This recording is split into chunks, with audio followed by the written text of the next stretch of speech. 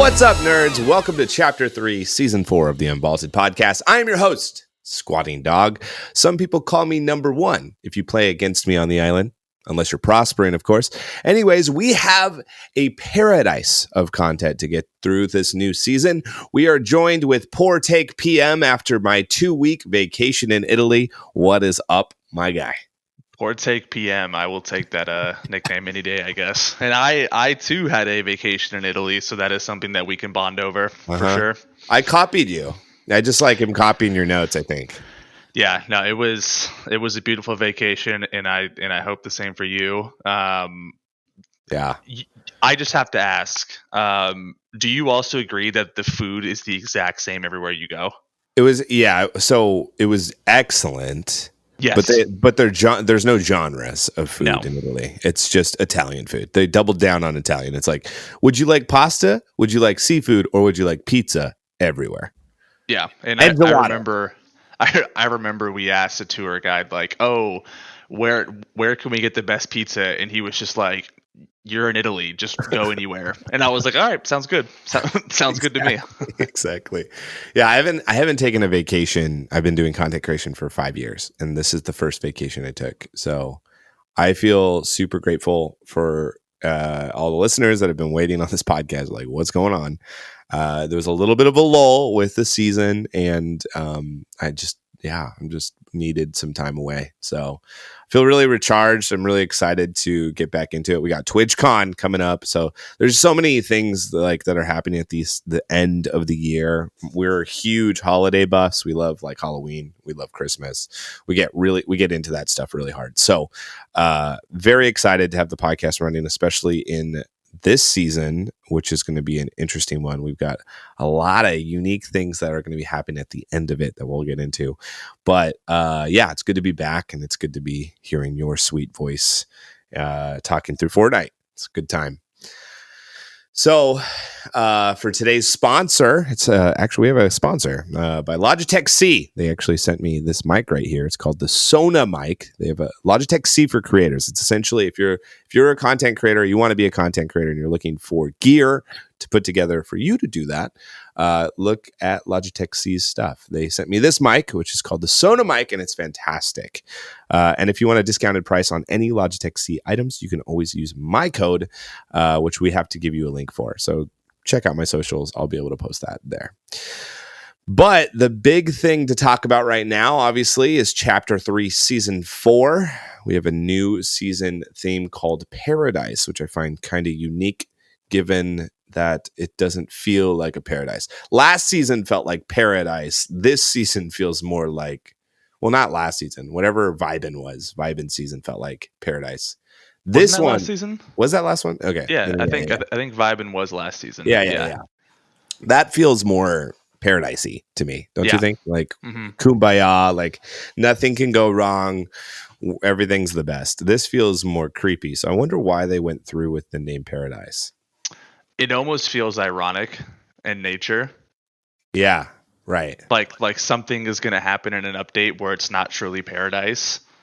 Because to me, I mean, like a lot of the previews they did on TikTok kind of had this paradise aspect to it, and then the Chrome kind of came in.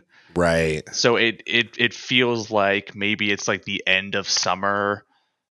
Like it's a ironic thing to name it Paradise, if that makes sense. I'm thinking it more of like a, Jurassic Park when was it Jurassic Park 2 when the girl was like running on the beach and then like the little dinosaurs came out of nowhere and like she passed away. Like that's how I kind of look at it. It's like maybe there's more evil on this Paradise Island than we assume. Right.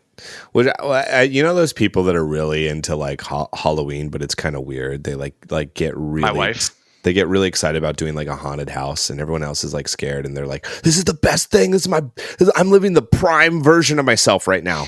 I feel like that's kind of the vibe with this. It's like nothing. You're weird if you're that way, first of all, but secondly, like it feels like that Paradise. Everything is kind of going wrong. Chrome has entered. Evil is afoot, and it is very obvious that is happening. And it seems like the island is trying to or any the inhabitants on the island are trying not to be inhabitants anymore, as they are all flying away, which is very interesting. But the tagline for the season is "Chrome will consume all or everything," and I feel like this is a very end of era language. We actually got a lot of this, and we'll talk about this towards the end of the podcast. I've got a lot of details for it, but the idea of it, a chapter ending, it feels very similar to the Queen when she showed up and what she did on the island.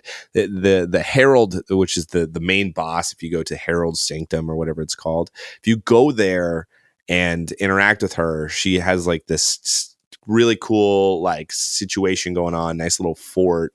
It feels very Queen-like, but different. So I'm wondering if there's a connection with these two ladies, but also consuming everything. I think what we will see by the end of the season is Chrome actually consuming the entire island, which the question remains, what does Chrome do with the 0 point? Can it consume the 0 point? And if it can, will the 0 point be gone, and will Fortnite be done? It will be kind of interesting to see. What are your thoughts, BM? I mean, I agree with all that. I haven't been playing too much this season, but when I did see the teaser that it does consume everything, my first thought was, oh, this map is in trouble per se. Yeah. And they don't mess around with that kind of language without it actually meaning that. Yeah. I'm trying to there was a skin that they always conveniently come out with towards the end of seasons that I'm blanking on what the name is, but it wears a suit and it has Chaos Agent. Chaos, yeah. And then every time they release it, it's because something's about to get destroyed. And like in the description of that's cool. that character, it's like this is the end, or like now it ends, or something like that. Interesting. And so I think they take those little descriptions to heart. And so I could almost guarantee that the island in some capacity is going to be top to bottom filled with Chrome. Yeah. And I mean, I don't know who's going to stop them, because it seems like they communicated very clearly on in the trailer that the 7 that protected us from all this other stuff got pretty much chromed, with the exception of Paradigm, who escapes through the 0 point to a different reality. So, like, who's going to stop it, And it seems like everybody on the island is like straight up like just getting out of there, flying to the skies, because it's interesting to see even the past few updates, the map changed so dramatically, in the sense of like everything's on stilts, and the places that were on stilts still got chromed, and the places that are flying aren't being chromed. So it seems like No Sweat Insurance is getting some really good money right now for sending POIs up into the sky. So we actually have the No Sweat Insurance building with a massive balloon that was in Tilted Towers, floating around the map, taking POIs up into the sky, which is really cool. So POIs are actually moving and adjusting. The pirate ship that was up all the way top right of the map is now floated all the way down to Rocky Reel. So we got like this like movement and integration happening for the season. But what's interesting is we're just past the update. So if you're listening to this, we literally just got the update. We're talking about these changes now. Fortnite does this, and I find it very interesting to me. I think like when a new season comes out, they have, they see a season as like this, how do we keep people playing the game from beginning to end, right? And there's a bunch of masterful ways that they do this. At the very beginning, they usually release some sort of skin that's going to be super unique that you can purchase and be a part of. You got the battle pass, you got all of the new season content. But then if you watch a trailer for any given season, not all things drop right away. right? So the Alien season is a good example. There was a ray gun that was introduced. There was aliens that were jumping on people's faces. Those never happened at the beginning of the season. They happened later. So Fortnite does this really cool thing where they're able to keep their updates going by teasing what's to come in that season, but not delivering necessarily, because they want people to keep coming back to play it. So there's a goo gun that hasn't been released this season. There's a few of those types of things that aren't out yet that have been teased, like throwable launch pads, stuff like that. All I mean to say by this is Fortnite has a strategy to keep you playing, right? And so at the tail end, that's when content gets a little dry. They start doing what they call wild weeks, where it's like, now there's fire, or now it's like low gravity, or now, whatever it is. Like they mix it up just a little bit, but to keep people coming back and try memes and different things, right? So with this season, it felt very lackluster at the very beginning. Me and PM were talking a little bit about this off air, that it just felt slow. The Evo Chrome weapons were very lackluster. You actually had to do so much damage to make the gun good. And if you got into a fight with somebody with a really bad gun, you died. So you never got to experience the unlocked version, the fully Evo Chrome weapons to their max potential, like I think Fortnite intended. So this update, they changed a little bit of that, like how, like they changed a lot. They changed like how many shots are in the AR. They changed like how quickly it updates, and they also allowed you to find different variants of it without having to unlock it the way the Evo Chrome is designed, which is by eliminating or doing damage to people. So those guns, which are new, were kind of like not the greatest. The chrome mechanics really cool. People were dying a lot to jumping through walls and falling down like the sides. But there's a really cool mechanic there of getting into builds and having fun with that. Making yourself unpredictable and escaping fights. But then also like the POIs were not very unique in the sense of just like, oh, everything's chromed and oh, the tree died. So like there wasn't a lot to work with. And then this update came out, which I feel like how Epic kind of produces their seasons is they start off strong with just like, you got the battle pass, you got some new stuff on the map, and a few game mechanics. And then they develop those mechanics even further to make it more and more interesting, right? So then I think how they develop it is they go, what is all of the vital stuff that we need to have on the front? And what are the less vital things that we can have as updates throughout the season to keep people playing? And so I think this next update is all of the Plan B stuff that I think was intended to the front, but they just took more time with it to make sure it was polished and ready to go.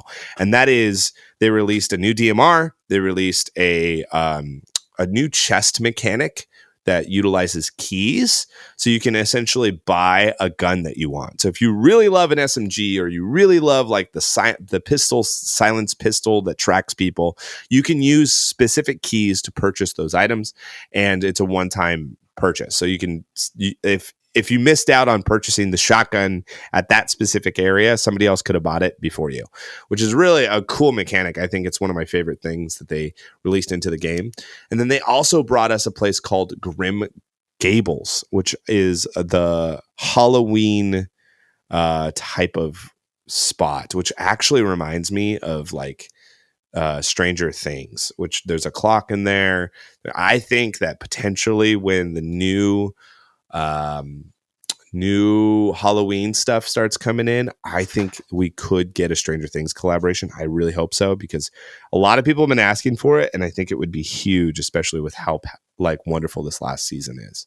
But all to say, I feel like in general as a season, it feels slow.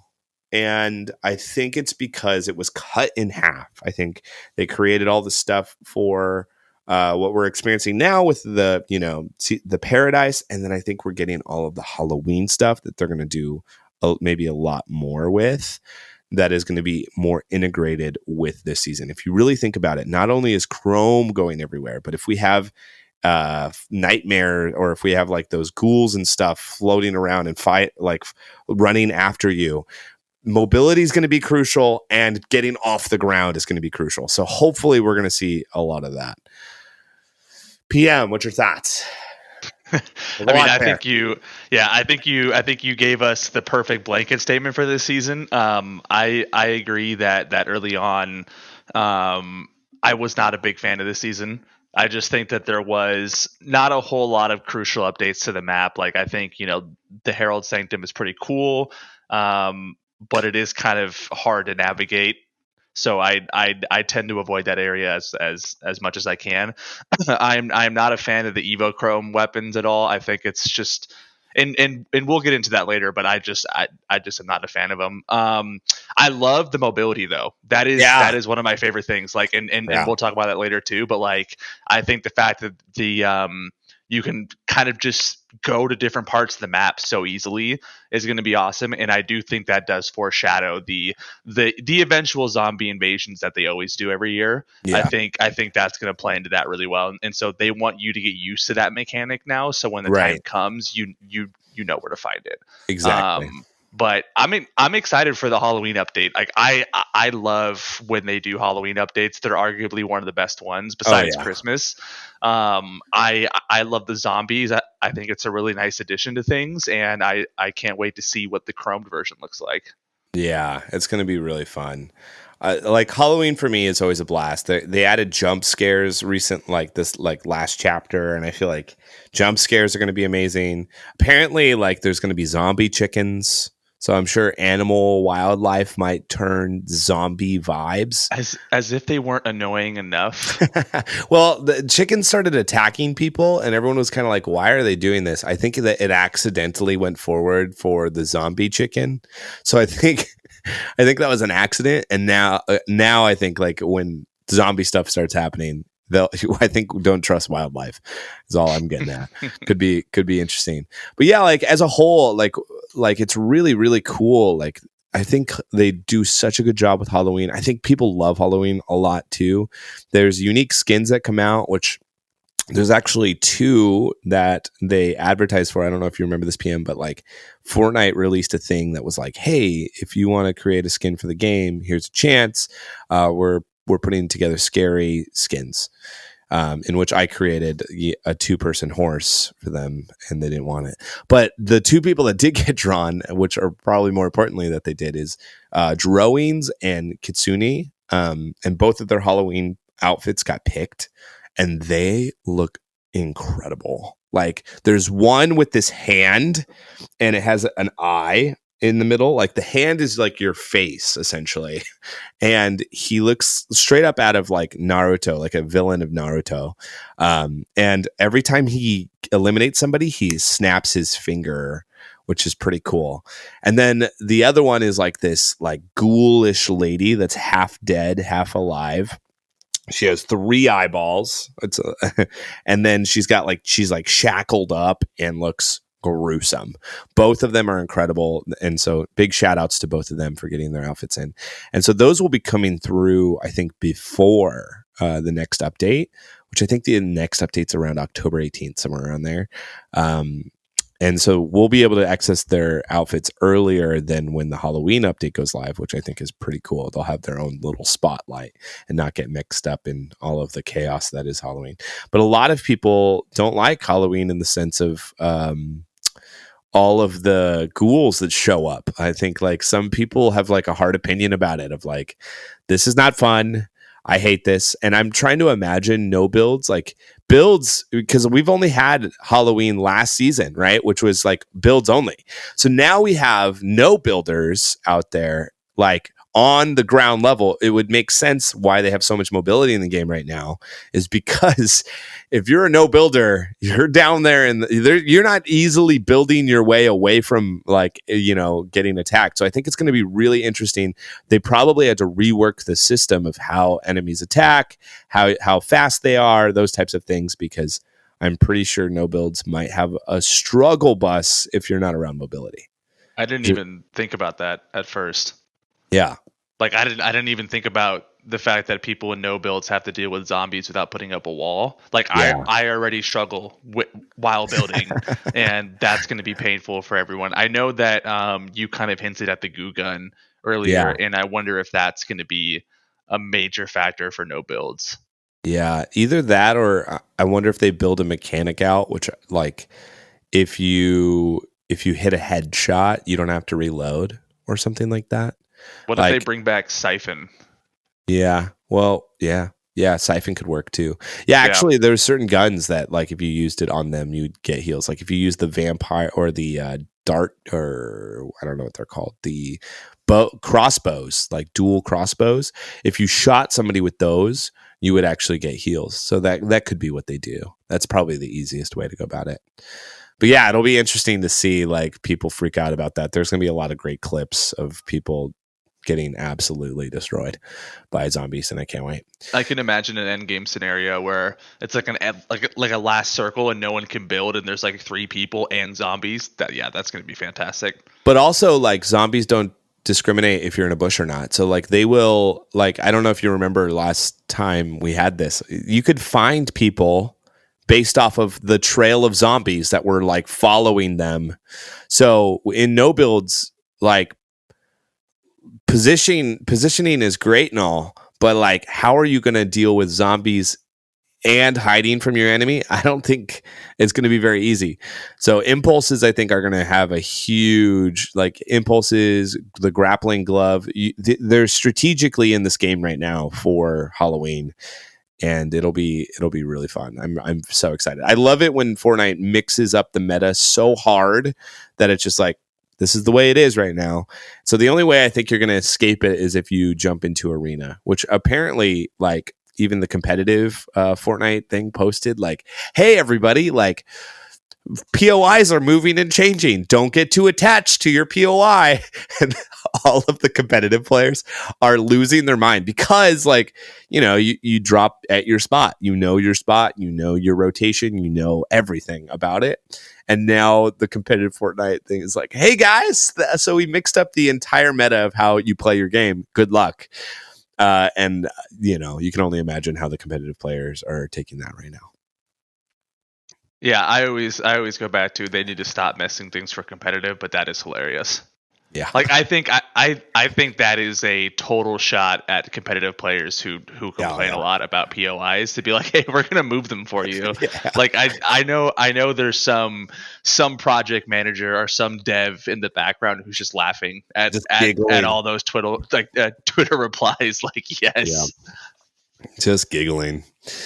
We've talked about it so many times on the podcast, but like from a spectator standpoint, watching the same person do the same thing every time, like you kind of like are like, cool, good for you, but like, and they're just trying to capitalize on, making money, and optimizing their gameplay. But yeah, I mean, and spectators were like, now wherever this person was, we're gonna make it float and go way over here next to Booga. Like, good luck, like I feel like that's hilarious to spectators. About like some of the best competitive moments are arguably the most chaotic moments. I mean, one of the biggest was when the sword was put into a competition, and I forget who won like 6 games in a row, but he just dropped it every time and won.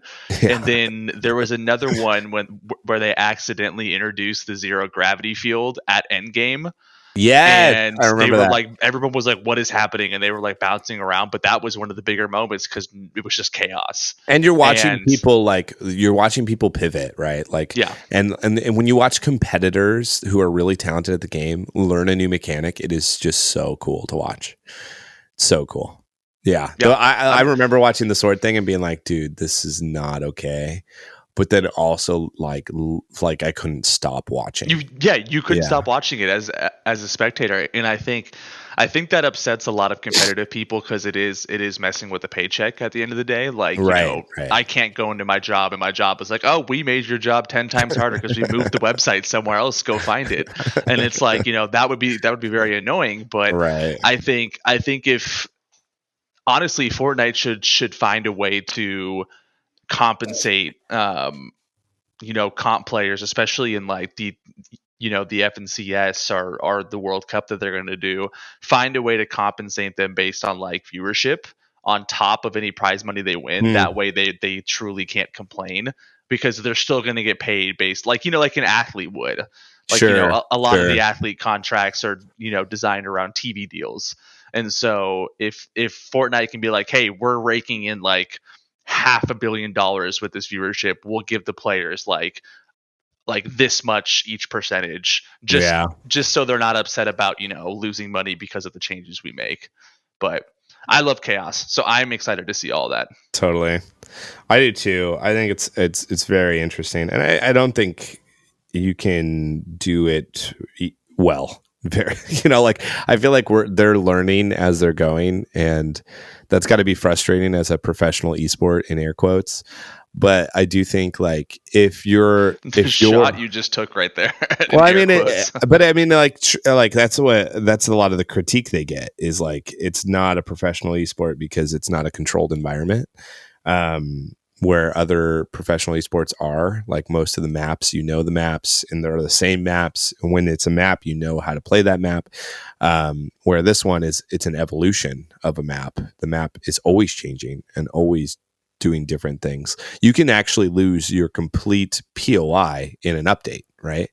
And so if you are somebody who have been training the whole time to mess around at a specific POI and then it gets wiped or gets chromed and becomes really bad, like you now have to pivot completely. So there is like this like deep frustration, I think, with competitive players in Fortnite that like you can't hold on to anything. Like nothing nothing is sacred. And so I think like that's the biggest critique. And so if you create a game mode for competitors that is stale and the same, I think it will lose interest in the eyes of the public. It's just like, oh, cool. Like it's like how you feel when you play a like one of those box wars maps in creative. It's the same feeling you have where it's like, oh, well, cool. Whoever wins mechanically wins, I guess. But I'm not there for that entirely. I am there for like, oh, here's a new gun in the game. How do they use it? Like the new Evo rifle that shoots through builds like butter is insane. Like, in watching somebody who's a high skill player use it as a tool to get in boxes and then eliminate someone, that's really fun to watch right now because it's a new mechanic that was added. Or the chrome, how people use chrome as a rotation tool or whatever. Like these are the things that I think people get really excited about from a spectator standpoint because it affects your game at home. Like when you watch, like somebody like Clicks or Booga perform, Nick A30 perform these really cool moves, you try to replicate them at home. You try to do that for yourself. And so I think like that's one of the biggest critiques. But I also think Fortnite is bigger than just the competitive scene, and so it's helpful to have it, but it's all interconnected, and I think that's what makes things a little bit difficult. But yeah, needless to say, we've got a massive Halloween season coming. Very excited for it. But I did want to dive a little bit into some of the new guns and things. So if you're listening to this and you're like, well, what changed? Well, they took out boogie bombs. So boogie bombs are no longer a thing. You can't just like get a free kill. There's a new DMR. They took out the old one. The new DMR has a bigger like magazine size, way bigger. It hits for less, but it has a really sick scope. And it's kind of like an assault rifle a little bit. You can't hold down the trigger. You have to press manually, but it is a better DMR. I did not like the old DMR. There was too much like bullet travel. And it just like it wasn't optimized. It was like, I'm going to either snipe or I'm going to use an AR. But the thing that I always talk about is like most players, I think, want the first shot accuracy in their AR. Like they know that if they line it up and shoot, they will hit their target. Where this does not necessarily have that. However, there's the potential of it doing way more damage. I think, to a mid range rather than a far range, which I think feels weird because I've only used it for a few days, so who knows? But when I use it, I feel like I shoot and I'll hit maybe one or two, but like I'm like, so I feel like you got to shoot slow with it, and you'll do more damage. But a lot of people that liked the old DMR love this one apparently, so that's kind of cool. We talked about Chrome. They brought back grappling gloves. We mentioned it a little bit, and I think this is because of the Halloween season and how many things are elevated into the sky. It's really fun to use grappling gloves right now, especially if you like Spider-Gwen.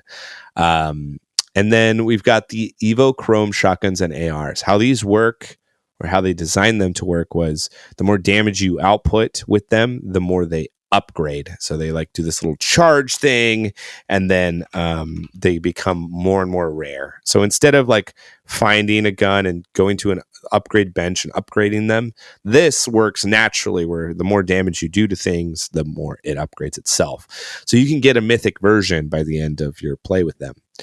However, the Evo Chrome shotgun decided to take the bullet zone, instead of it being like a circle, which most shotguns are, is like shoots in a spread in a circle. This shoots vertically, or is horizontally, which I still don't understand this design choice at like a philosophical level. In my brain, I was like, okay, maybe if it shoots that way, it could do multiple damage to multiple people. It doesn't. It doesn't do that.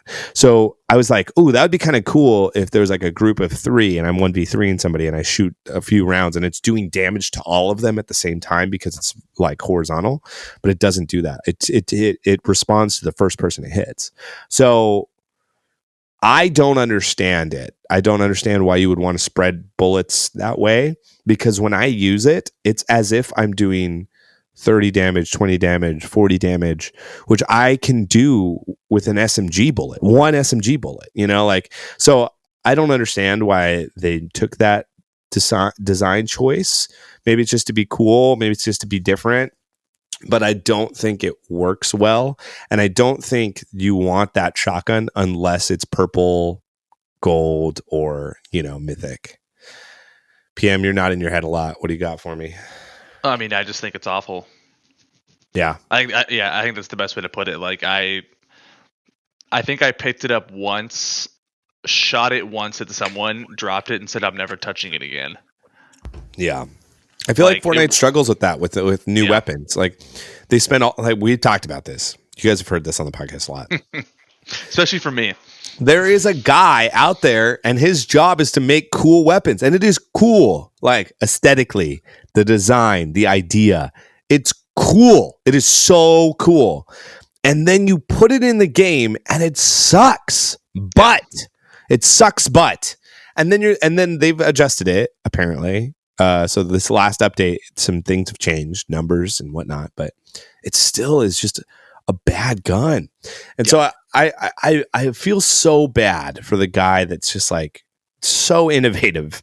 And then like we as the player base pick it up and you see a gold one, or you see a green, like prime shotgun, and you just drop it for it. It's like, that guy probably has his feelings hurt. And I want to apologize directly to whoever that Epic employee. It is not your fault. We're sorry. But why not balance it a little better?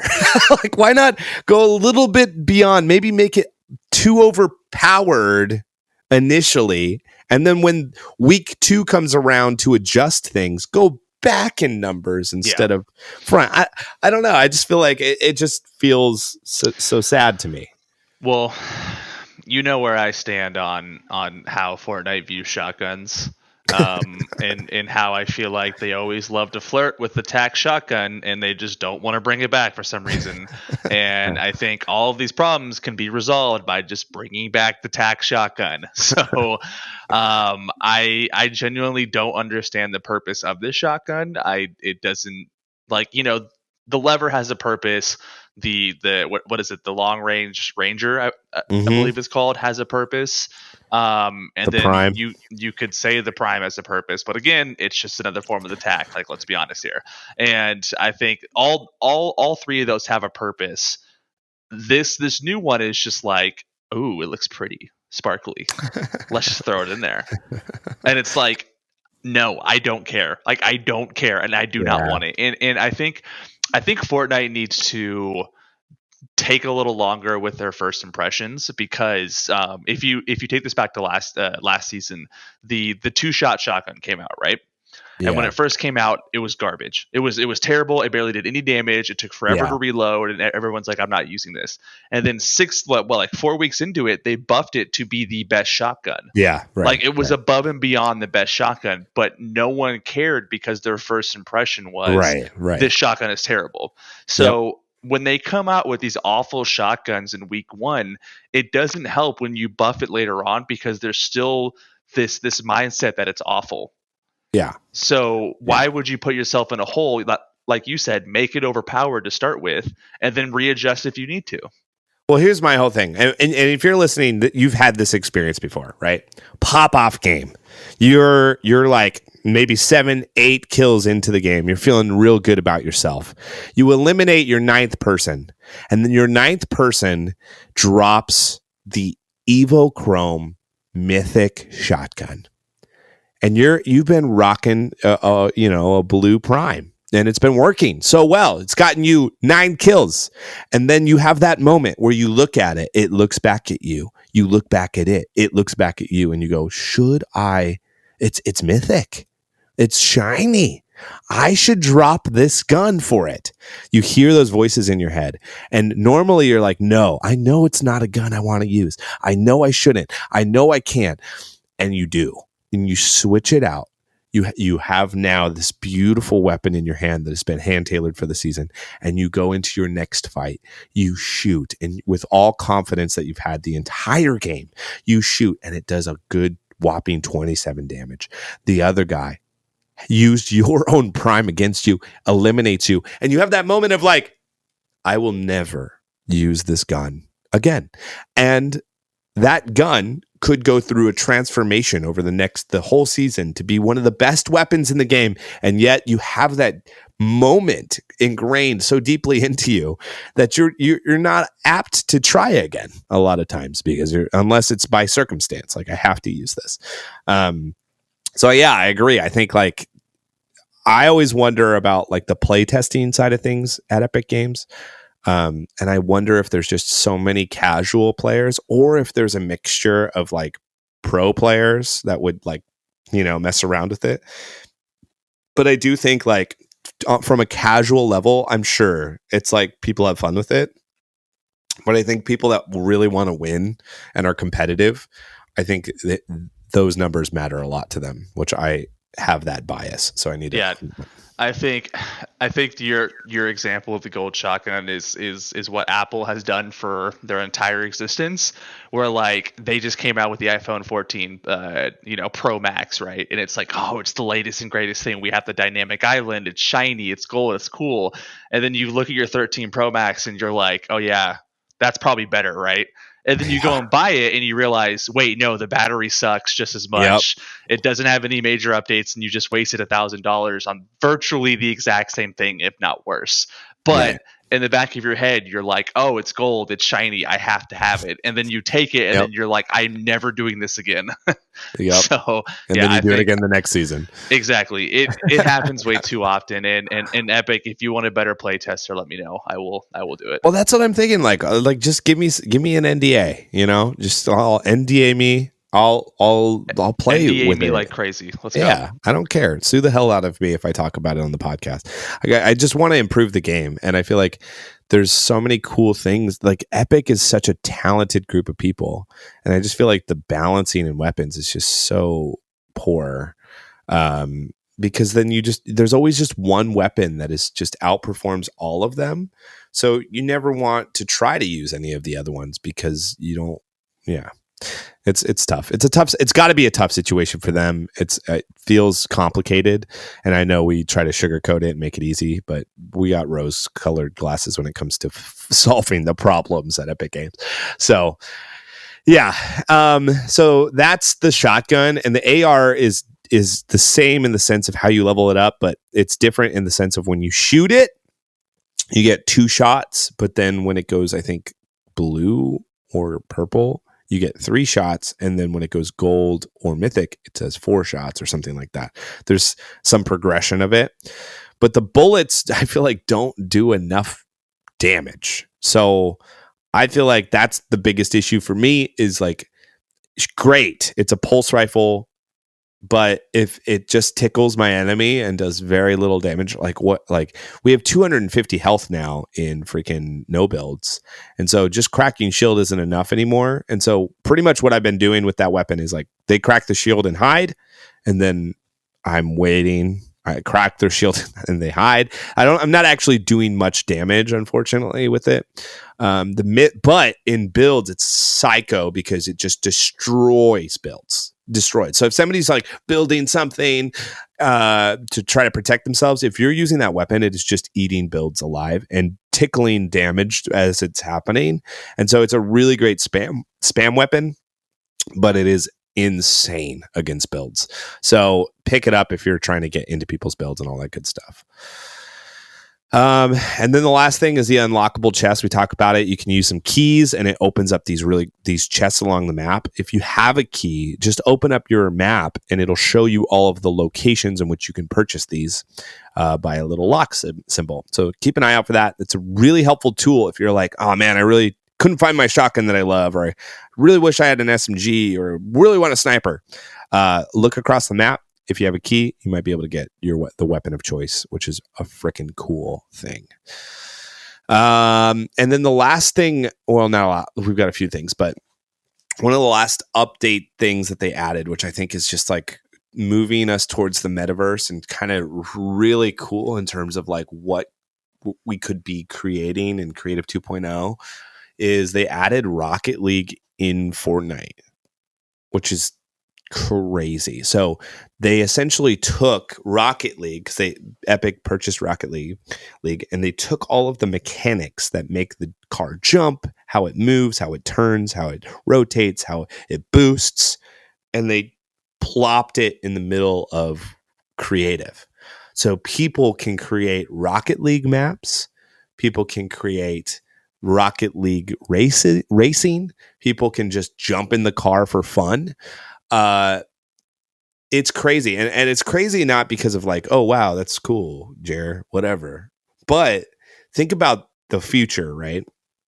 If Rocket League and Fortnite both use the same creative technology, like, right? So like whatever mechanics you use to make a Rocket League map and whatever mechanics you use to make a Fortnite map, if Creative 2.0 is the same trajectory, that means inside of Fortnite, you can create the next Rocket League map or thing, like, or race or whatever. You can create that. And if it gets popular, Rocket League can endorse it, type of thing. Like, imagine the how freaking cool that would be if that is what's happening here. This is just the first step in what could be for the future of both Rocket League and Fortnite. I find that incredibly cool. Incredibly cool. What are your thoughts when you saw that, PM? I mean, you already know my thoughts when it comes to metaverse stuff, and you know that kind of interoperability, and I think it's super cool. I kind of wish it was in the game. Like, I get that it's only in creative, but I hope that they can eventually put it into the game as like an item that we can drive. Oh my gosh, yeah. But I do think it does lead to this eventual goal of Fortnite and mainly Epic Games kind of being the leaders in this metaverse in the future. Like, Yeah. I think a lot of players are involved in this, but I think the people who own Unreal Engine, is it 6 now or is it 5? I think we're going towards 6. Okay, I 5, believe it's right? somewhere around there, but the people who own that are definitely going to dominate it, and that is Epic. So Yeah. I think it's a great first step, but I think I'm just excited to see more. Like, Yeah. and I know there's more on the horizon, so I think I've already that I'm hyped that this is the first step of it. I've already seen so many creative people messing around with it and making Rocket League stuff, and it's going to be very promising. I'm really stoked. Last thing we want to cover for the update is the Battle Pass skins and evolution styles. Like, honestly, great season for cosmetics, I would say. Do you have a favorite and a least favorite PM from what you can see so far? I haven't really see, like, the issue with this season is I just haven't had the time to really play a bunch, and so I haven't been able to really sit down and look at the Battle Pass skins. But I haven't really found one that I've hated, but I haven't found one that I loved yet. Yeah, if that's Spider Gwen for me is the most exciting. Yeah, but I'll get into that in the last segment. Yeah. But yeah, I haven't been too deeply involved into the Battle Pass skins this season so far. Yeah, they have like a little bear that's inside like a slurp bear. His name's Grizz, and that one's very creative. Very creative, but like a lot of people don't like it because he's a big boy. But I think he's really funny, and they have like an actual emote where the mech bear picks up the baby bear and does the Mufasa moment with like holding the lion cub. I just find it just so good. Like, that is such a move, such a very fun and creative way to go about it. And then we've got Spider Gwen, which is my favorite. She looks like she's out of the Spider-Verse. Like, it's probably one of the best done cosmetics. You know, like how when you see, like, I don't know, like the Terminator in a movie and then you see Terminator in the game and you're like, oh yeah, resembles, it's close. This looks like it's just straight up. Like, they did such a good job with it. So it's probably one of my favorites. And I'm a Spider-Man buff, so I love Spider-Man. What's interesting about her is if you talk to the guy, I think it's like Aviator or whatever his name on the map, he talks about another Spider-Man that he knew that was darker, black and white. And so I think we're going to actually get a few of the Spider-Verse Spider people, if not in this season, soon when the new Spider-Verse movie releases. What about the Noir? The Noir Spider-Man? Noir, I would love that. Yeah, which would be so cool. He's hilarious too. But yeah, I would say overall the Battle Pass skins are incredible. The Hollow character is interesting. He's the one that can control Chrome. Right now, Epic just released a bunch of missions for him so that you can adjust his pickaxe to be different, like blades. And he goes to TVs, and then the Nothing is what this Chrome is called, or this entity behind the Chrome is pretty much saying like, hey, follow me, I've got candy. And the kid's like, okay. And you have to do different things, like use Chrome on like and phase through walls, eliminate people after you've chromed them type of vibe. There's just a ton of weird challenges you have to do. But every time you go to this TV to get your new segment, and essentially it's like a brainwashing process for this kid named Hollow, where he's like allowing the Nothing to take over essentially. And so he's becoming like this steward of Nothing, which is this power, this Chrome power. And it's consuming him like as a whole, and making him nothing, which is interesting. So there's like a little bit of lore there of like how does the Chrome consume? And it seems like it's either by like attacking or by manipulation, which is never a really good sign for children.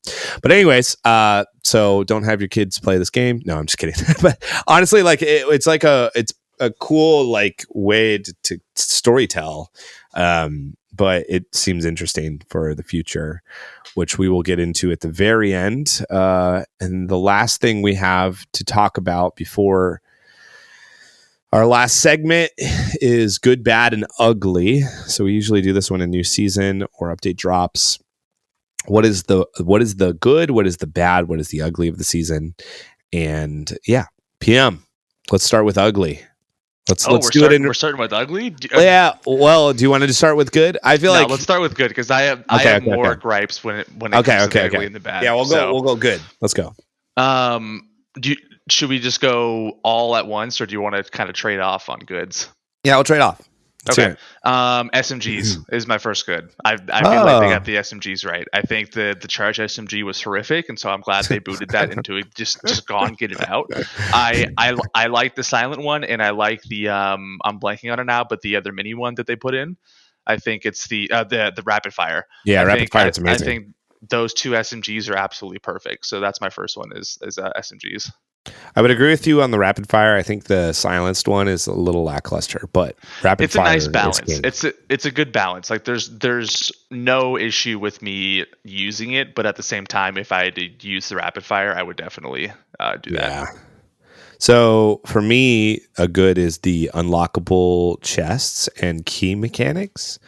Typically, how Fortnite would do this is there would be like a specific location in which you can find something, which they have vaults, but those vaults are kind of floating around the map a little bit. And also like this allows keys are just accessible. You can find them pretty much anywhere and they're at random. So like you never know when you're going to get one, but it automatically helps you unlock better stuff, which I always struggled with last season was like, my tree would help me do that, but like it was really hard to find a rare weapon without like upgrading it myself with gold, which always felt like, ooh, do I really want to use that or not?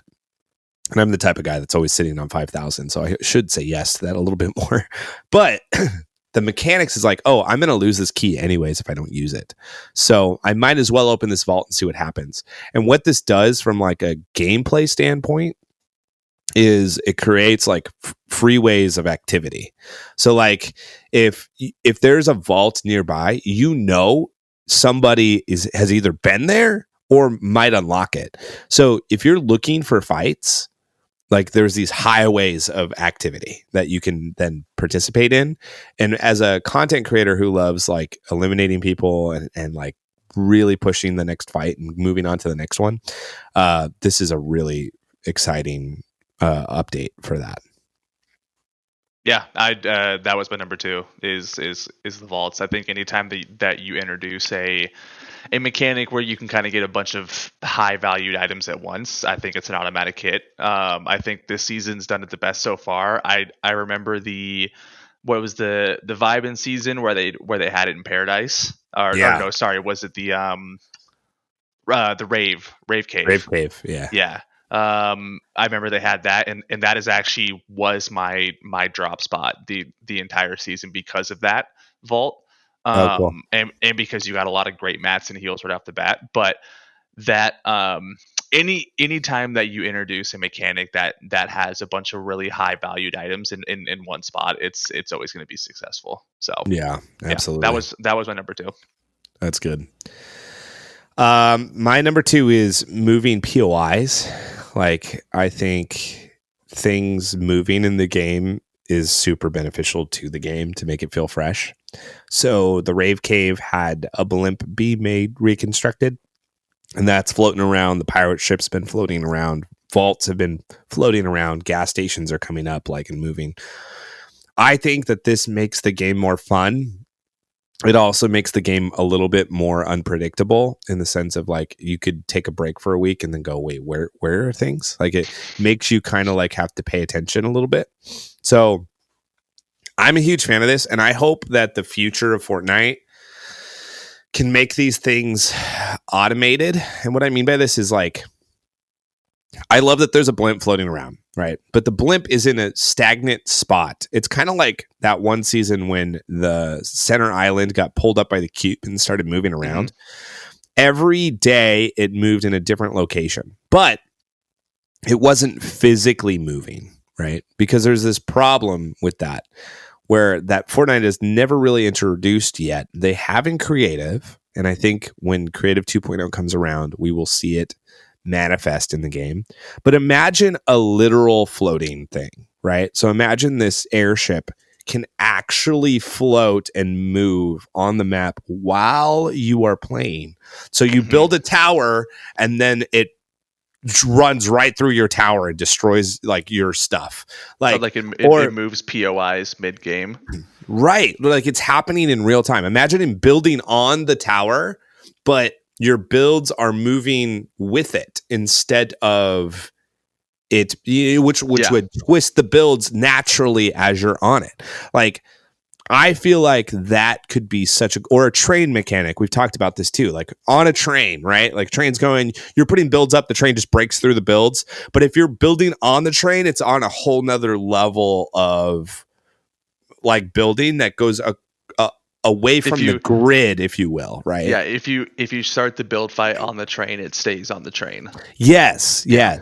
How cool would that be? I really hope that Fortnite evolves to that standpoint, because I think that would be gameplay would be just so fun. I can imagine the motion sickness that comes with that. Like as you're building, you're also getting moved like this, and you're just like, that would be so much fun to do, though. Well, like how cool would it be if like you just got your butt handed to you, and then you need to escape, and you just put a 1x1 on a train, and then the train naturally goes away, and you're like healing up and all, and then you're waiting for the train to come back around to join the fight again.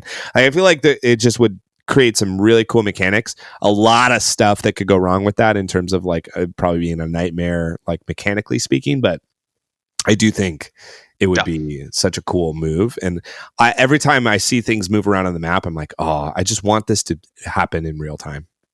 Yeah. That's all I got for good.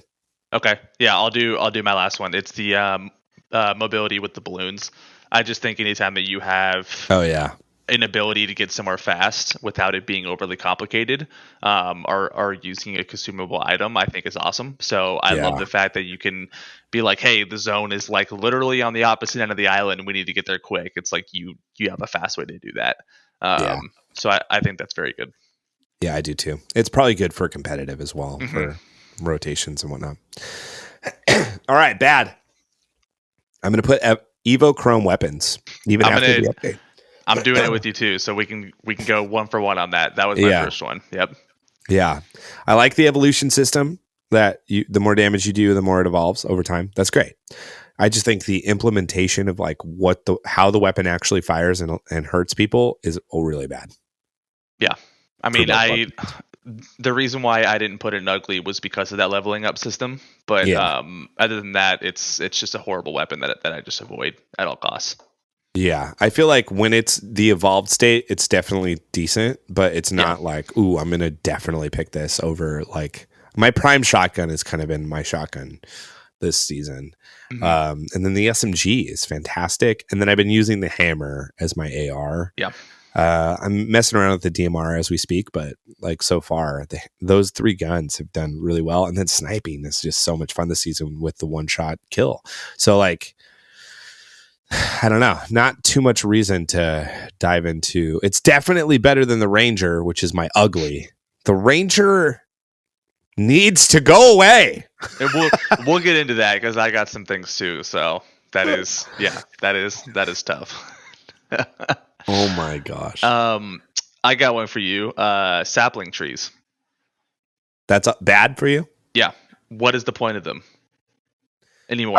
Just loot and wherever you drop. Free loot wherever you drop. No one cares anymore. Like, have you touched your sapling tree? Actually, like 4 months. No, I don't even know where mine is on the map, and in the icon is there. I'm like, whatever, I don't care. And it's mainly because the vaults are so good. Why do I need to put in work to get 1 gold DMR that I don't want? No, I think it's like this, bro. It's like when you drop, you're looking for what? A good gun, heals, and like an advantage over your enemy. So that's high ground, whatever. The plant is just to boost that just a little. So if you put it at a place like, for example, I love dropping rocky reels. If I put it up on the mountaintop up there and I get an AR out of it, I can just beam a few people and get some free heals and impulses to impulse on top of the screen, and it gives me an advantage. But you hit it on the head there. If you get the AR, because that is the issue, is you almost never get the gun you want. You almost always get the DMR, and you're like, what am I going to do with this? And but actually, did you know that where you plant your tree depends on what you'll get? So there is some better variety depending on that.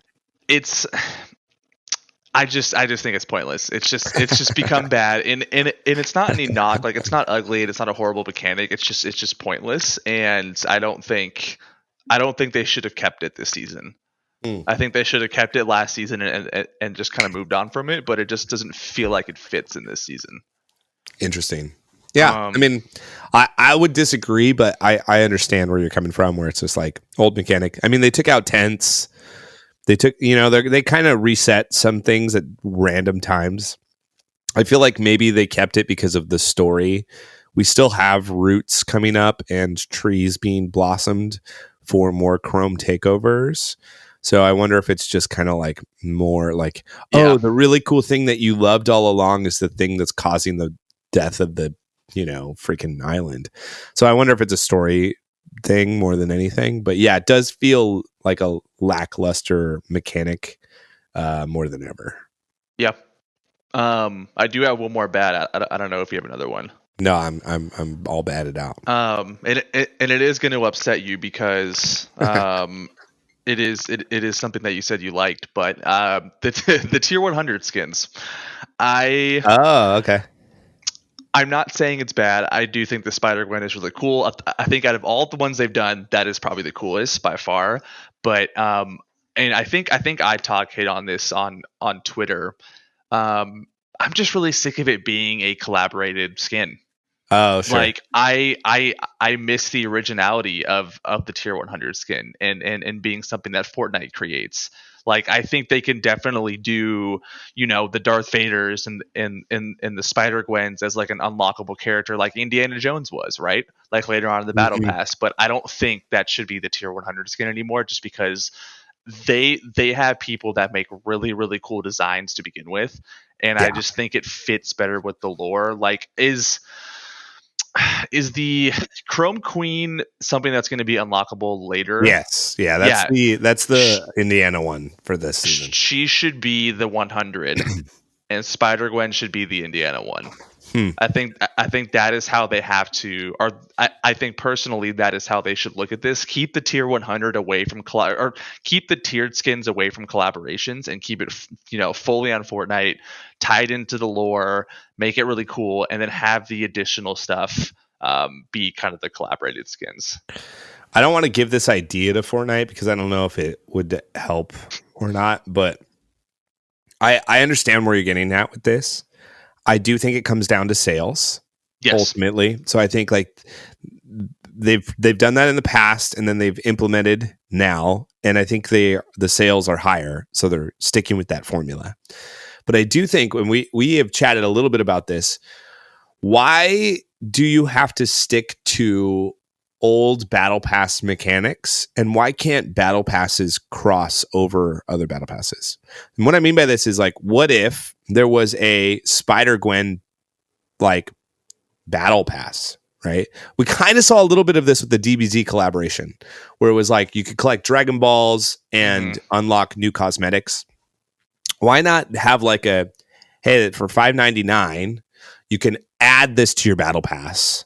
Like, you're already unlocking your battle pass, it'll just float on top of wherever you're at progressively, and you can unlock all of Spider Gwen, and it's connected with the super mechanics where they like you get the super styles. So if you unlock those, it comes in. So I wonder if you could separate them, where it's like, oh, I want the battle pass with all original Fortnite stuff, but I want to stack on this other element that I think is cool. Like I said, I don't want to give this idea to them because sometimes battle pass skins, you're like, oh, like it's so bad. You're like, oh, I really didn't want, like a lot of people are talking about Grizz. Like, I don't want Grizz, but I want all of the other ones. Right. So it's kind of like a mixed bag in terms of what you get. And so I think a lot of people like the battle pass because, oh, I get Spider Gwen attached with all of this. Like, this is a win for me because I don't know if I would want all of the other ones. And so I think like it's kind of like opening a Pokemon deck. You know you're going to get one holographic. You don't know which one it's going to be. And so it's like, oh, cool. Luckily, I got the one I want, or it's okay that this is in there, but it's not my favorite type of thing. I think that's a great example because let's say you are opening up that deck of Pokemon cards, right? And you're like, oh, I get one holographic, but imagine that holographic is like a Ken Griffey Jr. rookie card. and you're just like, how does this fit into the story of Pokemon? And you're like, that's a really cool card. Don't get me wrong. It's very valuable and I'm happy, but I wanted Pokemon. And it's like, hey, I want a Fortnite character. I want something that relates to the story of Fortnite. You can give me the Spider-Gwen for $6 later on. I'll probably buy it if it's really cool. Like, I'm not going to skip out on the Goku stuff. Don't get me wrong. But I just think that it's an obvious money related thing where someone is paying to have that in there, which is totally fair. Business is business. I get it. But I think they have a really cool set of artists and they've done a great job in the past. I just miss that. I just miss that tier 100 skin being related to Fortnite. I also think like people make that argument a lot. It's like, I want skins that are a part of the story of Fortnite. And I don't know how true that is, because the story of Fortnite is collaborations. Like, that is a huge integral part of why there's so many collaborations in Fortnite, is because it's different dimensions coming together in the multiverse, all these things. And so I think if you take that out, you take out some of the mission statement of what Fortnite is trying to be, which I think is something that could be adjusted in the language that I hear a lot, is like, well, actually, like, that was always the plan. And so I don't think we're going to ever have those two things removed. And it feels like a complaint that like it's just interesting to me. But I get at what you're saying. It's like the like, I think nostalgia plays a huge part. We talked about nostalgia on the podcast. It's like nostalgia plays a huge part in a lot of people's lives. And I don't think that you should make your decision making on nostalgia alone. I think you use nostalgia as a gift and you like temper it really well. But if we just made all nostalgic choices for the game would not be where it is today. No, I would have the old map back and the tack back and the punt back and the old AR back, and you'd be living your best life alone, playing by yourself. Yeah. All right, and now let's dive into ugly. What do you got? Speaking of guns, the loot pool for this season is one of the worst that I can remember to date. Wow. And I told you about this. Even Primal. I told you about this pre-show, that it's like they took each genre of gun, right? So shotgun, AR. I'm going to keep SMG out because I actually like the SMG. Shotgun, AR, sniper, insert whatever consumable you want to throw in there too. And they were like, hey, what's the worst one of each? And it's like, oh yeah, the Ranger AK. Cool. We're going to make that the main gun for the AR. Cool. Got it. Okay. The DMR, before they updated it. Cool. Yeah. We'll make that kind of like a hybrid sniper. That's cool. The 3-shot sniper that has terrible accuracy that you have to like scope and aim properly, that everyone, and this is my favorite thing, everyone does this. They shoot it once and reload it because they're not used to 3 bullets. Yeah, totally, so it's like, why are you giving me 3 bullets? No one's used to it. So they chose that one and then removed the heavy sniper, which is still the best sniper. The shotguns, don't get me started on this. The lever is okay. They obviously buffed it. It is not good this season. The Ranger is fantastic because it one-hits somebody, but it takes 4 seconds to reload, and it has the tiniest little hit scope, so if you miss, you're screwed. The Everchrome is awful. We've talked about that all podcast. So it's like, I am confused by how they are doing this system, by how they take the staples that are the classic AR, the classic pump shotgun, the classic snipers, the stuff that makes this game feel good and great, and just say, you know what, we're never going to touch them again. And it's just like, why? Like, I get you want to be creative and new, but there is a threshold to where it starts actually like devaluing the game. And I just want them to admit that this is not the best loot pool and be like, okay, hey, next season or next chapter or whenever the hell it's going to be, we're going to bring back all the old weapons because they're just obviously way better. You just want a tweet from Fortnite that says, "I'm so sorry about what we've done." I don't need them to apologize. I just want them to bring the tack and the pump back. That's all I want. Yeah. So I think ugly this season, and it was something I tweeted out, and I had some other Twitch streamers kind of agree with it. It's just it's a very boring loot pool and a very frustrating loot pool. Like, it's just very frustrating guns, and not in a way where it's like, oh, the charged shotgun is frustrating because it's a new mechanic that you have to learn, but it's still a pretty good shotgun. Like, you just have to learn how to time it. But the Ranger is just terrible. Oh my God. I don't know why that's still in this game, but that is probably one of the worst guns I've seen from Fortnite. Oh my gosh. I just don't understand how, and that's my ugly is the Ranger. It is god awful. I will line up my first shot and get it. Thank goodness that's still in it. But every other shot is as if I am an enemy in a Matrix film. Like it is just like so ridiculous. It pisses me off. But here's the deal. We have to look at what they're trying to do, right? Like I think like that's with weapon balance. We have to look at maybe what they're trying to do. And I think what they're trying to do is if you are the furthest distance away from somebody, you can do the most damage to them. And the closer you get to them, the less damage you can do. The reason for this, I think, is if I am able to one-shot somebody with a sniper rifle, that person gets knocked.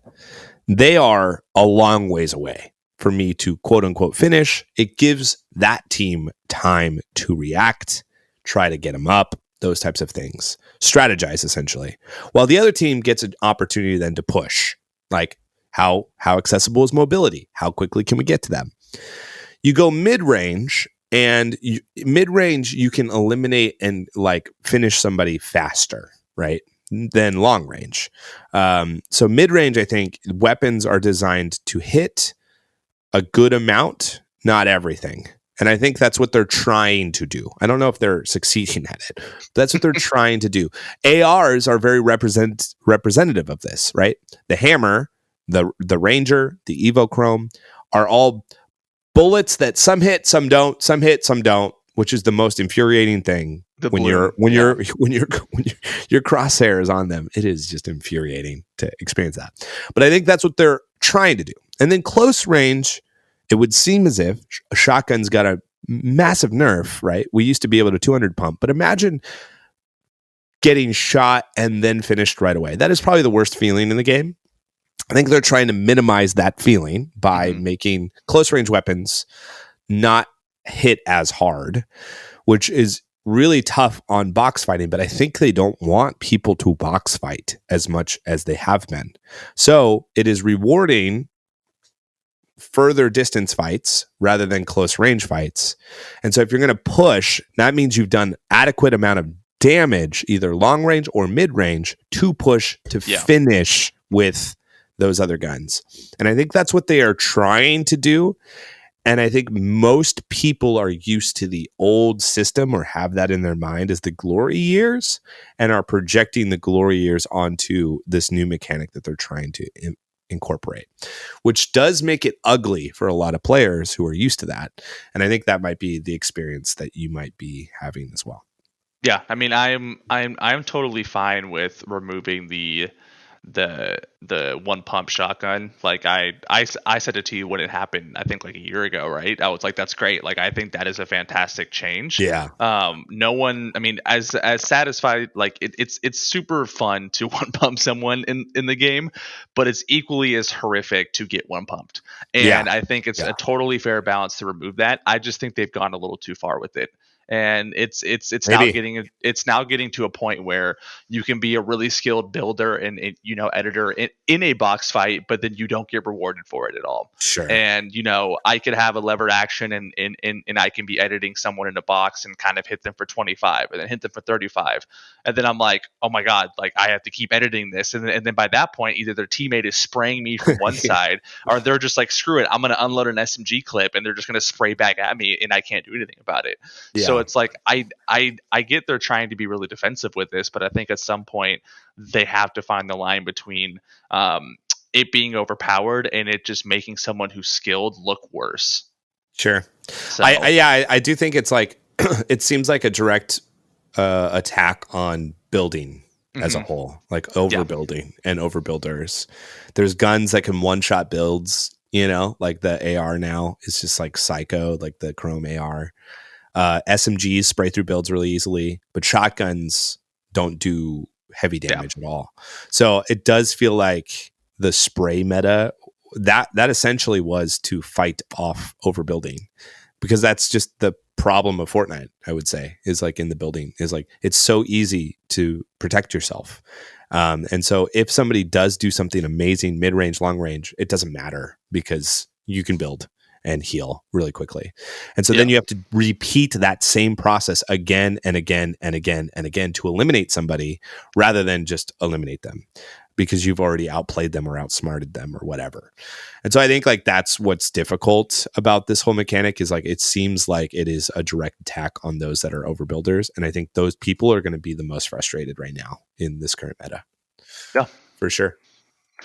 Do you have any more ugly? That's it. I have one kind of final category that I call a challenge to epic. Oh gosh. And I feel like we've done a great job. Like, I don't know if I cannot confirm or deny that people at Epic actually are Fortnite listen to this podcast, but I do feel like there are a couple things that have popped up that you and I have mentioned that has been fixed. So, for example, I think a few months ago I said, "Hey, why are chests so boring?" Right? Yeah. Like there's nothing new and exciting about the chests. Until recently, they've done some really cool things with chests. They've they've changed certain mechanics with it, and it's been cool. So I like to think that someone is listening to us. Somebody I'm gonna introduce a little category called Challenge to Epic, and in my first one is why can you not buy gliders individually, and why are gliders not cool anymore? Like, skins are awesome. They do a great job with the skins, but it seems like every glider that comes out with the skin, you have to buy it in the bundle, right? And that is totally fair. But a lot of the times, the gliders aren't cool. Sure. And they used to have it in the old shop where you can buy each individual item or you can buy the full pack, right? Sure.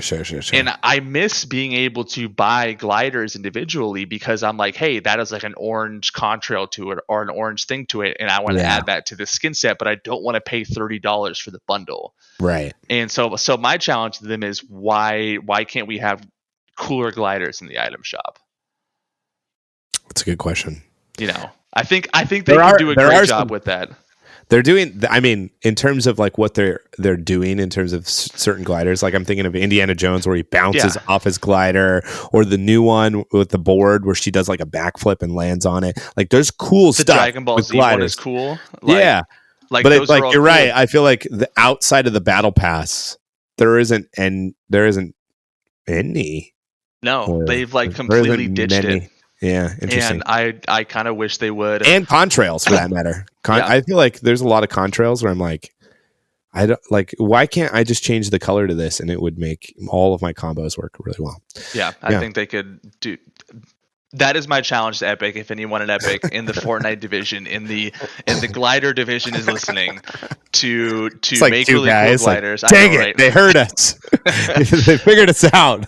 If they can make it so I can buy gliders individually again, I think that'd be super cool. Because I was going through my gliders, I think, because I like when the season changes, I like to make little combinations that are kind of based on the seasons. Like this is the Halloween season, so I'll make like really cool like costume ones. Yeah. But I was kind of going through the gliders and I'm like, okay, all I have is the spider one. Yep. And I have like another one, but I really wanted like this one, but it was in a pack that was like $40, which I'm not paying for. Yeah. And totally. I kind of wish they would just make the gliders a solo purchase again. It's a good call. So, well, last segment. We're going a little long, but a lot to talk about, obviously. We have a lot of making up to do. So. Yeah. So this last segment I want to talk about is Chapter 4 versus Season 5. And so there's a lot of people's ears just perked up when you said that. Yeah. So a lot of people are expecting Season 5, but I would like to argue that maybe Chapter 4 is going to be it instead. I talked a little bit about this at the front of the podcast, and there's a bunch of leakers that have been finding files that are leaning them to believe that Chapter 4 is coming, which I think, if this is true, then we have Creative 2.0 as well. I think Creative 2.0, I think this is how it has worked. Epic has sent a benchmark for the front of a chapter and the end of a chapter. Every season in between has narrative, but not a narrative that you can cut short or make wide. It's like editing a video. It's like if you have a funny segment, but you need to cut out some of the stuff, you can. I think that's how they designed this chapter, because a lot is riding on Creative 2.0 as like a huge update to the game. So when is Creative 2 going to be done? They can't know that ahead of time, right? No one can know that ahead of time. And so my guess is they knew it was going to be within the year or 2 years, but they didn't know when. So they have to think about stuff in terms of seasons. So the Creative 2.0 team's like, hey, I think we're ready for our initial beta client, ready to go at like, let's say December. If that is true, they work backwards. They go, okay, this is what we have for the end of the chapter, is Chrome will take over everything. And before that, we need this to happen. Vibin, like this tree, all these different things. So I think what they did is they worked backwards from when they knew Creative 2.0 is ready, which I don't think they knew at the beginning of the year. And I think they started to figure out towards the middle of the year. And so my guess is if we truly are getting Chapter 4, we're probably getting Creative 2.0, because those two things are going to be intertwined. The map, how we interact with the map. We talked about moving mechanics. There's a lot of things that could happen with this new integration. And so my guess is if Chapter 4 is coming at the end of this, the beginning of this next year, we will have not only Creative 2.0, but everything that's happening story-wise is projecting the things that happened with the Queen. In game, like if we rewind back to the Queen, a lot of the end is near stuff, like all of these types of language that they would use inside of the descriptions of like skins, the Queen, all these things, pointed us directly to Chapter 3. And the same type of stuff is happening right now. And if you even think from a story perspective, what is happening right now in the game? We have essentially all POIs being on flotation devices, like things that elevate it to fly. So essentially what we're doing right now is Chrome's spreading and POIs are popping off the ground. If this continues, it's kind of like we have a civilization of floating POIs that we then can float away from the island if need be. So if the island does get consumed and gets crazy, something happens story-wise, we can just fly away and then find another island and go, here we go. New colony of everything that survived this, essentially. And so I think something like that is happening and going to happen. It would be really bold of them to have, during Christmas, a season downtime. That would be very bold, very scary for children who have nothing but free time for that to happen. I would almost say the opposite. I think if you looked at the black hole event, with Cypher, it was in summer, so kids didn't have school. Yeah, totally. It was closer to Labor Day weekend, I believe, too. So a lot of the adults didn't have school either. I could be wrong on that, but I'm pretty sure it was towards the end of the summer, and it was a hit. I mean, there was content being consumed left and right. People were like, what is happening with this? People were glued to updates and glued to their phone. And I think if you did it during Christmas break, I think the frenzy would actually multiply, because kids 100%. Would have more time to spend on just trying to figure out what the hell is going on. 100%. Yeah. And I'm leading towards that. Like, I think that is exactly what could be the best, is like, Christmas break, I'm going to play Fortnite as much as I can. I can't for 2 days. What the heck's going on? Like, and then you start watching streamers and yeah, exactly. So we'll see. I mean, we could be completely wrong here, but I've had a lot of leakers like suggest that this is happening, and there's a lot of reason to believe it. So we'll see. I know Cypher, I think, just released a video it's happening too. Like, there's a lot of big content creators that might. I mean, Cypher's been working with Epic Games really closely because of the new outfit, his icon skin. He knows some things, and I think he's been pretty right on with some of his predictions. And so he's adamant about it too. So we'll see. And there's like this, this cascading effect where with one person says something, another person says something, another person. And I'm not like, I don't typically get my information from that as much as I do from people that are trusted sources that like look at the game, like the files of the game, and make some statements and thoughts on it. And so I think like there's enough trusted sources for me to think that this is going to happen, which is very exciting, which means new map potentially or rotation of maps. I know we've talked about this. Map? Apex has been really, really good at like creating new maps that you can rotate through and play different and feels new. I wonder if Epic might try that. We've got first person mode that might be a thing where that would be a completely different type of game. That would be really rad to see. So there's a lot there. I know we're all very excited about it and want it to happen probably more faster than it does, but we have been asking this question for a while. When is Creative 2.0 coming? And it could be coming at the beginning of next year. Yeah. I have a couple things I want to comment on. First being, I think you're spot on with the way they laid chapters out. I think in the first chapter, they probably didn't even think that it was going to be chapters. Like, it was just going to be, we're just going to do battle pass seasons, and maybe towards like season 7, they were like, hey, why don't we make this like a chapter thing? And it's like, okay, cool. We'll end this at 10. That's a pretty easy cutoff. And then we'll start new. Yeah. And then so everyone thought, okay, so it's 10 seasons a chapter. Like, that's how we're going to go along with this. And then I think chapter 2 was supposed to be shorter. I think it was supposed to be a whole hell of a lot shorter, but the pandemic said, no, we're going to throw a massive wrench into this and make everything a complete nightmare for all development.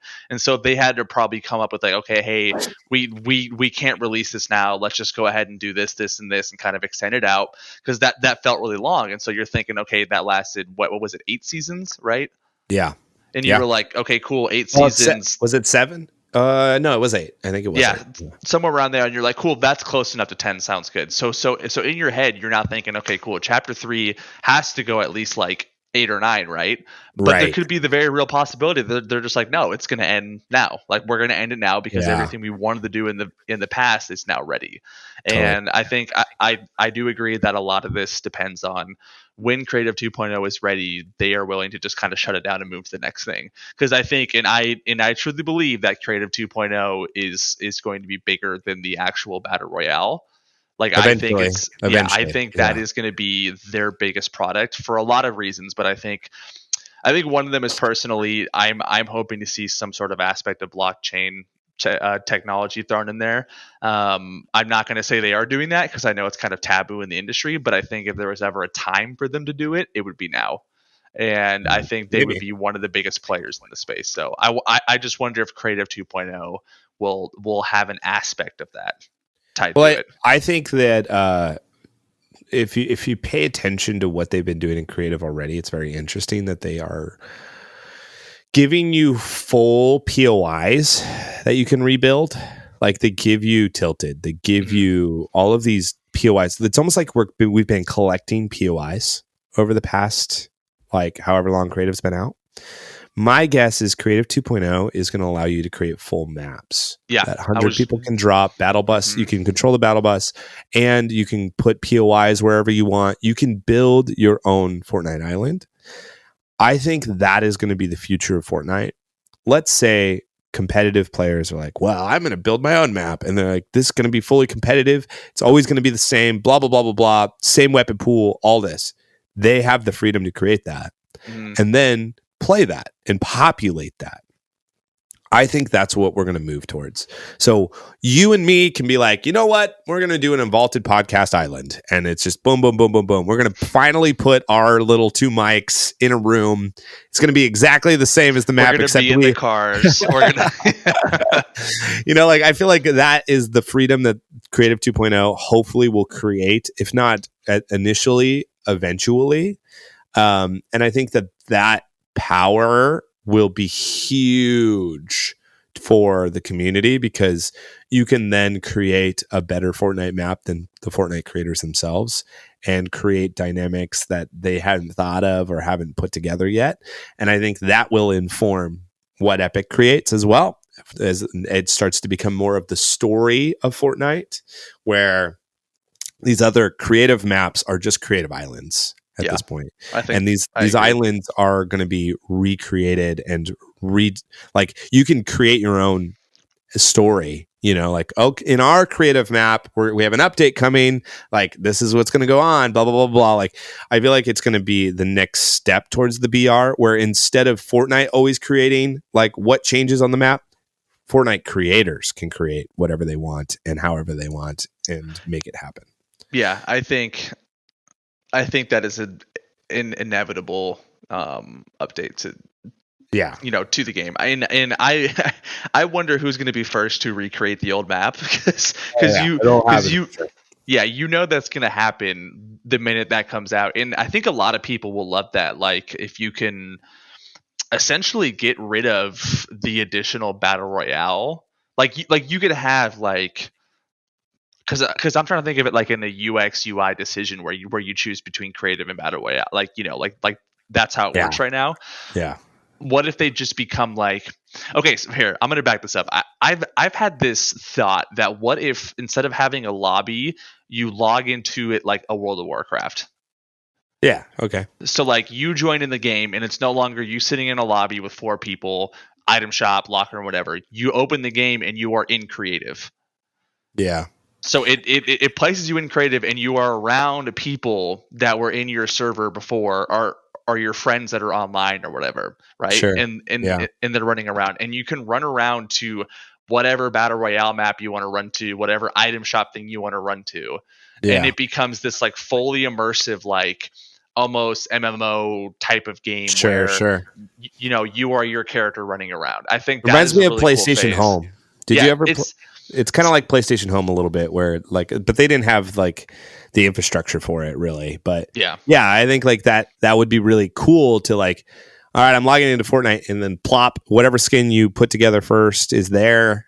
And you literally can look around and see, oh, PM's playing Zone Wars, and oh, look, HypeX is doing that. Like, you can actually physically see what they're doing. Yeah. If none of your friends are doing anything and they're in the lobby, they're just like standing there too. Yeah. And you can walk by them and like emote in front of them, and they're like whatever. And then if you want to party up with them, then it'll give you access to like a voice chat. But I think that would be kind of like one of the coolest advancements they could do in as far as like the creative 2.0 goes. Yeah. So, as long as it's not like too intense or gimmicky, I feel like it would be a bummer if your computer couldn't load that type of thing. Like, it would, mechanically speaking, would have to work really like cleanly. But yeah, I feel like that would be a vibe for sure. I know a lot of people would probably like that, and some people wouldn't. I think there is something classic about just having the ability to just quickly look at the item shop, get out. But yeah, I mean, that would be really cool if there's something like that. And we kind of see that with the Fortnite creative lobbies that they've created. Like, it's kind of like a small version of that, but yeah. What if they tied the lore into it that way? So instead of having the lore be the island, the lore is like the lobby. And so like you load into it, and it's the new place with all the new, floated islands and everything, or the floated buildings, and you're walking around, and there's the rock and, the foundation and, all those kind of people, and you can go up there and talk to them. And then as the seasons go on, the environment changes a little bit. And I think that'd be a really cool way to keep that story going. Totally. I think ideally for me, as somebody is like a content creator who like creates every day, I feel like ideally I would like a chapter to be a year. Mm-hmm. So a new chapter every year for seasons or battle passes every year. So you got your initial, like right after Christmas, you got a summer, you got a winter, and you got like one in between. Yeah. I feel like that would be an ideal calendar. I mean, we kind of see this with some of the outfits that they create. You know, they do like a winter version, they do a summer version. It's like an in between. There's like 2 in betweens. I feel like that would be kind of cool to see a new map every year and 4 seasons for that map every year. I think when it comes to a story perspective, that might be a nightmare, but I think that would be a good content push that would set them apart from all other games, as other games are slowly starting to encroach on the amount of deliverables and content creation. I feel like that would be a good cadence to kind of shoot for the future, especially if Creative 2.0 is a thing where you have more freedom to create really cool stuff quickly. Like that'd be huge. And to comment on that, the last chapter started December 5th. Right. 2021. Right. So we're exactly. if you want it to be that December time, that would be about our year. Yeah. Which I think is totally fair. I think in this world where we live in short form content and needing new things constantly, I think a year is perfect. You could even reduce the amount of like times in between seasons if you want to by a couple weeks, and then like fit one more in there if you really wanted to. But I think keeping it around a year 5 would be great. Yeah, probably more chapters seasons you could fit in there that seems reasonable would be great. Yeah.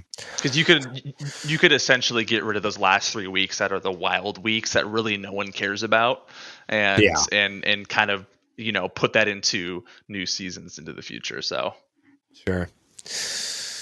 Well, that's all I got. You got anything else? Any last? No, I'm tapped out on this. I think this season started off really bad, and I think this new update has brought life into it, and I think the next one's going to be even better. Like I think when the zombies Halloween's going to be sick. Yeah, I think when the Halloween update, I was actually telling my wife this yesterday. I was like, Fortnite knows what they're doing by kind of keeping this pretty vanilla in the beginning, because they know in a week or two it's going to ramp up. And it'll be exciting. So I think they just have to play that up, and I'm excited. Cool.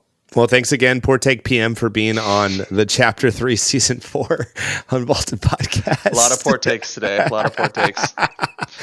And of course, special thank you to all of you guys. Thanks for listening. We're back. We're going to try to get into another cadence of this as hopefully content comes out. Halloween right around the corner. Super exciting. Be sure to let us know who you would like to have on the podcast, and be sure to tell those and harass those people to do so and reach out. Feel free to connect with us on Twitter at the Unvaulted Pod or the Squatting Dog, or It's PM to be able to get into our DMs and chat as well. Until next time, I'm Squatting Dog. We'll see you later, nerds.